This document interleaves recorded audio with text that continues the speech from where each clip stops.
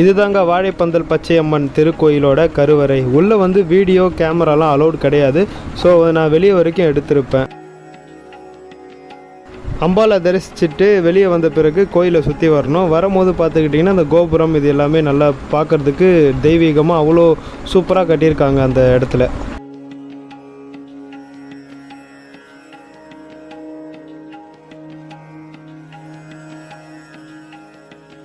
நான் ஸ்டார்டிங்கில் சொன்ன மாதிரி கோவில் ஆப்போசிட்டில் செம்முனி வாழ்முனி அப்படின்னு சொல்லிட்டு 2 முனி கோயில் இருக்குது. அங்கே வந்து இந்த வண்டிக்கெல்லாம் பூஜை பண்ணுறாங்கன்னு சொன்னேன். பொங்கல் வச்சுட்டு உள்ளே சாமிக்கு படிச்சுட்டு வெளியே வந்து இங்கே வந்து பொங்கல் வச்சுட்டு இங்கேயும் படைக்கிறாங்க. வாழைப்பந்தல் பச்சையம்மன் திருக்கோயிலுக்கு போயிட்டு அம்பாலை தரிசிச்சுட்டு அங்கேருந்து கிளம்பியாச்சுங்க.